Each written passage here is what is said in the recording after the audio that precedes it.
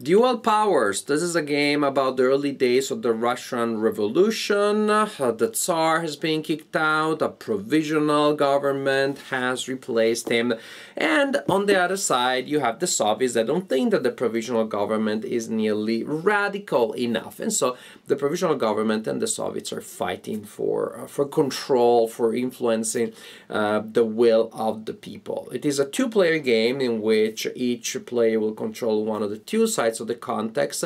It is also a valid solitaire game. That is, there is a one-player option, which is pretty interesting. It doesn't feel like an afterthought. It feels pretty well ingrained in the general working of the design. Dual Powers is not out yet. It will be on Kickstarter soon. I was approached by the publisher who asked me if I wanted to take a look at it, and I was like, yeah, this looks interesting. I wouldn't mind playing it. And so I was sent a pre-production copy. So this video, in a sense, it is a preview because it is about a game that is not out there yet, preview. On the other hand, it's not a preview in the sense that we use the term often in the game media industry these days, meaning I'm not getting paid. Many previews for Kickstarter campaigns these days are paid for, and I don't like that. I tried to do it in the past. I didn't like the fact that I still said whatever I wanted, but I didn't like the fact that I felt somehow pressure. I didn't want to be influenced by that. So these days when I make a Kickstarter video, simply because I'm curious about the game and I want to tell you what I think about it. So in this sense, this video is a review, is one of my traditional reviews in which I play the game, I show how the game works, and then I tell you exactly how I feel about the game. So without further ado, let's take a closer look at Dual Powers, and in my conclusions I will tell you what I think about the game. This is the board of the game. It is divided in different areas. As you can see, areas are identified by symbols and they are connected to one another by arrows. Players will be able to move tokens on the board from one region to the other only following the connections that are represented by the arrows. Also, there is a connection that is always blocked during the game. It is represented by a barricade. When there is a barricade, that connection cannot be used. We sometimes can seal off a region entirely. The region, the connection that is blockaded at the beginning of the game is determined randomly by drawing a tile with a symbol and placing the blockade marker on the connection of the same color. There's also a region which is the region of Unrest, and again you will draw a tile randomly at the beginning of the game to determine what the region of Unrest, which is the region of Unrest, which may score at the end of a round. We'll talk about that later. At the end of a round, you discard the marker indicating the region of Unrest. The blockade region becomes the region of Unrest, and you draw another tile to see where the blockade goes. There are also ways that the players have during a round to influence where the Unrest is. Then we have markers representing the influence of that the players have in the region where the marker is.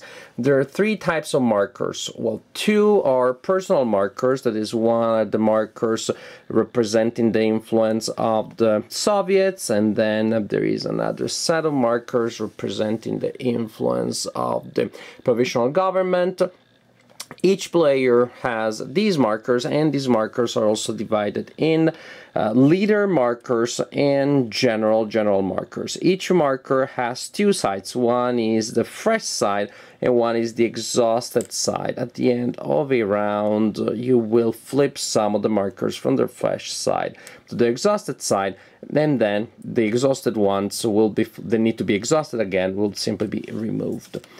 You see two numbers there. The big number is the number that actually matters, and the other number is simply a reminder of the number on the other side. So I know that when this marker is exhausted, it retains a power of 2. This marker will go from 1 to 0. Some markers actually get a boost. I know that this marker here, when exhausted, will become stronger temporarily, will get a power of 3. But it is sort of like the last blaze of glory, because if it is exhausted again, it is removed from the board. And then we have the neutral markers that are green, and they are controlled by the players that has the will of the people, which is represented by that marker. Here you have the scoring track. When you score points, you simply move that marker there towards your end of the scoring track by the number of points, by number of spaces equal to number of points that you just scored. Oh, that side scored 3 points. 1, 2, 3. Hooray. And also, the side that has the marker representing the will of the people controls the neutral markers, the green markers on the board. During the game, you will place your own markers on the board, regular markers, leader markers. You will try to take control of these markers. You will move markers around, etc., etc. And your influence in a region will be equal to the total number of points that you can produce by adding together your leaders, your influence markers, and the will of the people, if you are the player with the will of the people. This is a card-driven game, so you will play cards to produce effects.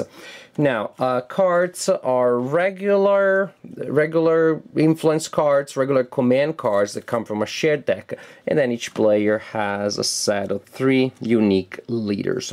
At the beginning of each turn, each player draws 5 cards. And so you will always start the turn with at least 8 cards. 3 at the beginning of the game, because those are your 3 leaders that you start the game with, plus 5 commands cards that you draw from the deck. In later turns, because of game effects, you may have more than 5 cards.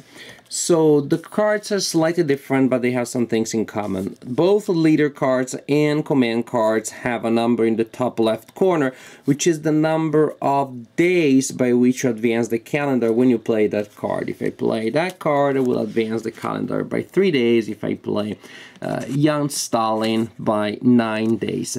The calendar is here, so you simply advance the day marker by that number of days, and when you go past day 31, you also advance the month marker.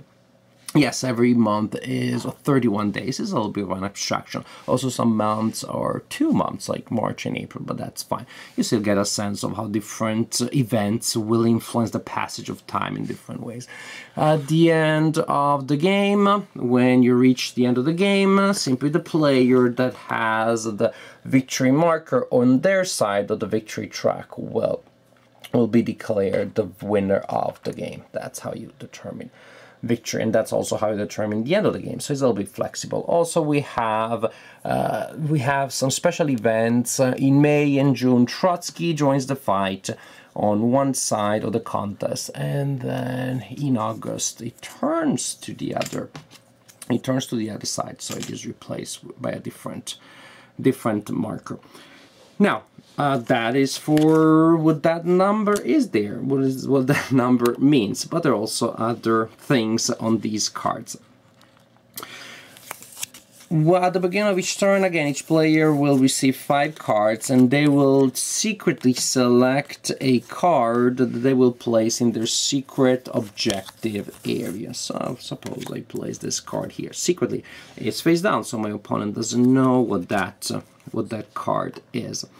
When I place a card there, I indicate that I will score the region represented by the symbol on the card, and that region will be worth that number of points. That means that this is the situation. At the end of a round, that player will reveal that card and will score that region, and whoever controls it will score 4 points, and also will score that region, which is that one, and that region will score 2 points for whichever side controls it. At the end of our round, we also check the region of Unrest, and the player that controls it chooses to take a bonus action or chooses to score it, and the number of points that will go to the player that controls it depends on the month. Speaking of bonus actions, yes, if by playing a card you move the marker to the number 15, to the day 15 of a month, you get a bonus action. If you move it exactly to the space number 31, you get a bonus action. If your card you just played moves the day marker to 29 or 30, then you go immediately to 31 and you get a bonus action. So at the end of a month, it's a little easier to get a bonus action than it is in the middle of the month. As for what the cards do, what else they do, when you play a card during the main phase to produce action points, or to produce action, so to speak, you can use the card to add reinforcements to the board, in which case you add that number of strength points, so to speak, to the board. So for example, by playing that card, I could add that marker there, and you add them to the region indicated by the symbol there. So that symbol indicates either the region that scores if you play the card as a secret objective, or the region where you get to add recruitments or reinforcements if you play it for that function. So if I play this card for that function to add reinforcements, then I can play this marker here in this region here, which is all the way here. Boom, done. And suppose that later my opponent plays this card here again for reinforcements, and then the opponent will get to place a marker up to that strength there in that region. And for example, like that. Oh, no, that is not the... Oh yeah, that is the region. That is the region. Yeah, there are two regions with the hammer and the scythe, but they are represented differently, and sometimes they get confused by the two symbols. Each card also has another section, which is an action, and you can choose to play a card for the reinforcements or for the action. This card here, for example, will allow me to move a marker for a region, from a region to an adjacent one along a connection. Again, it can be a leader, it can be a regular marker. Other cards will give me different actions. For example, this card here gives me a double move. Other cards will give me a refresh, so I can refresh. Suppose I have an exhausted marker, then I can refresh that. Oh, look at that, we have that same symbol there. The leaders, again, when I play them, I advance the marker, the day marker, plus I get to place that leader on the board. So if I play Lenin, I advance by 11 and I get to play Lenin. And then you also get to perform a special action, which is, for example, for Lenin to take control of the will of the people, for Stalin to move the barricade, for this dude here to look at the secret objective of my opponent. I know it's a lot of different concepts, and I realize I haven't even talked about the main structure of the turn. But once you have the concept, then the structure is pretty intuitive. You draw 5 cards at the beginning of each turn, you place one as your secret objective. Then players will alternate playing a cards at a time. You can play a leader card or a command card. The command cards are discarded at the end of the game, of the round. The leaders, well, they're also pretty much discarded. They stay there as a reminder of which ones you already played, but you can play each leader card only once per game.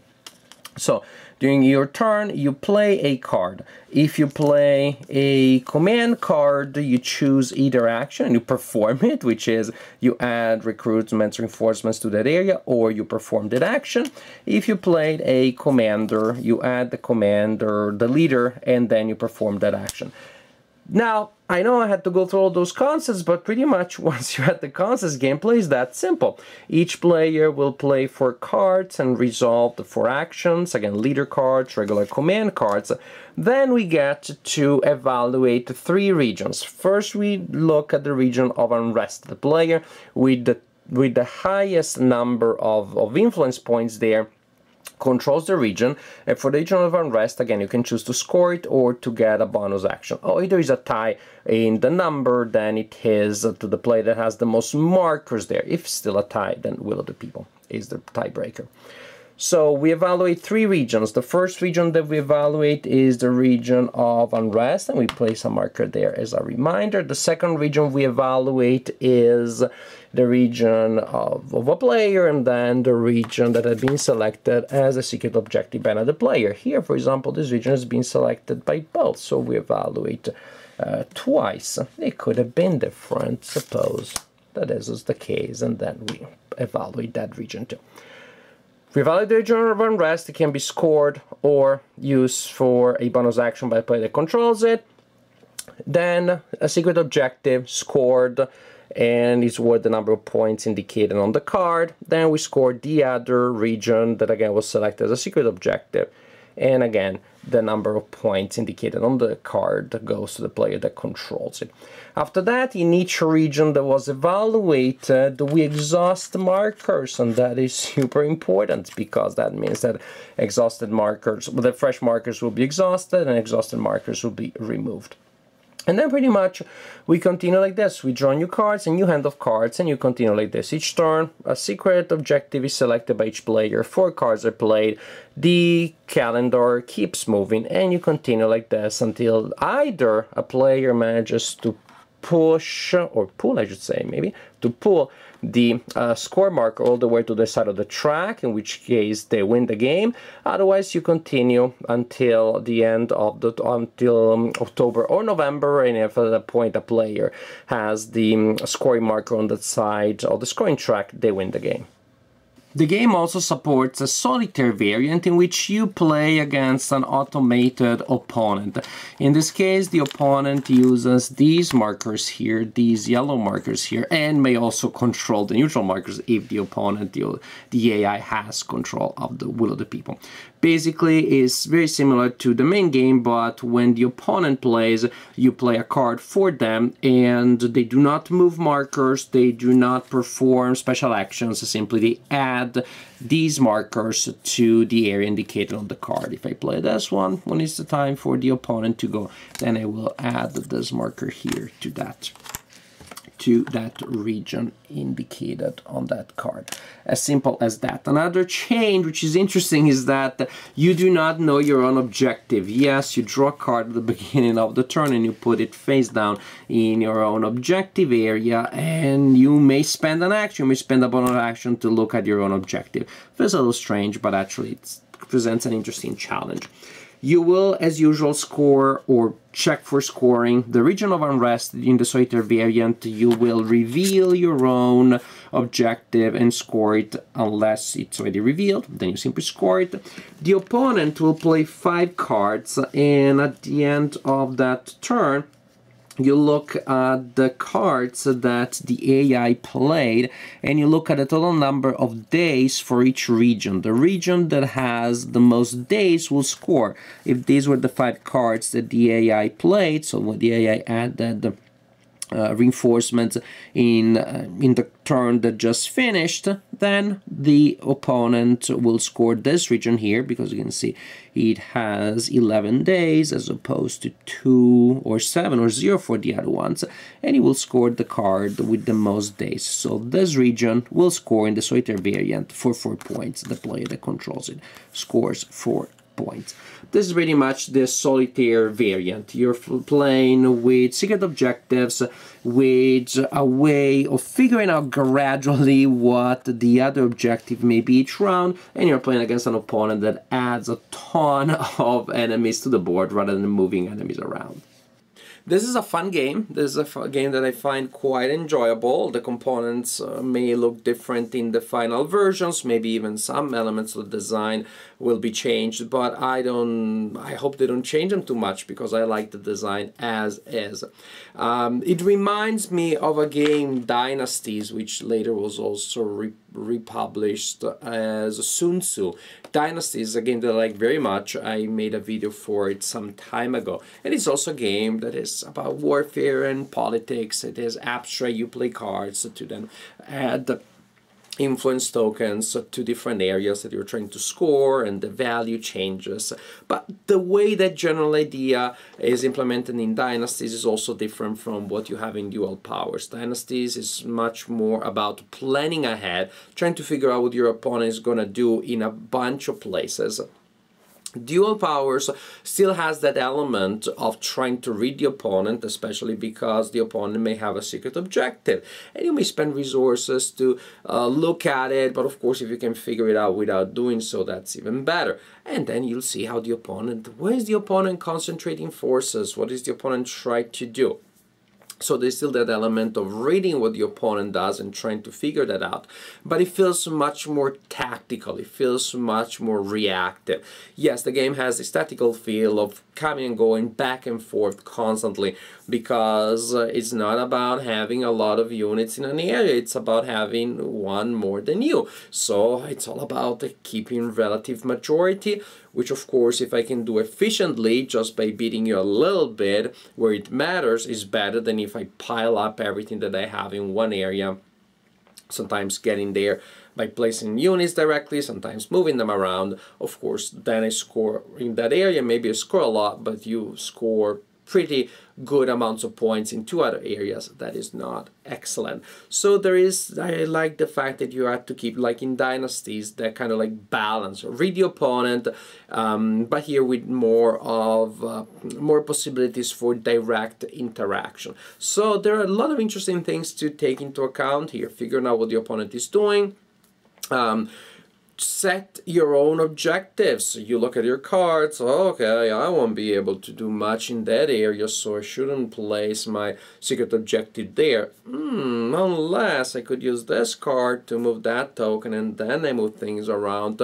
My opponent will not see that coming. So it's not just about you trying to read the opponent, but you're also trying to mislead the opponent. In fact, you might want to create a situation in which you will be able to set up a concentration of tokens kind of near to where you actually wanted to score, and then you have a clever maneuver, a clever move that you managed to create the majority later on in the turn when the opponent won't be able to correct the strategy much.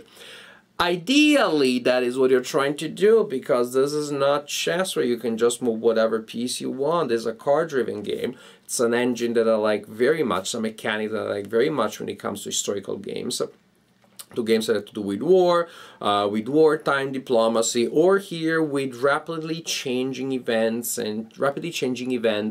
over which you have a limited control. It's about the volatile will of the people. It's about time of chaos and confusion.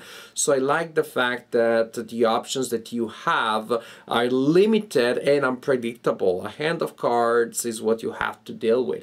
Very Clausewitzian in that sense, that being effective is about seizing the opportunities, seeing the opportunities, build up to the opportunity. It's not about a long-term plan that you can stick to. It really, this game exemplifies the good military motto that plans are nothing and planning is everything. Planning as an ongoing process.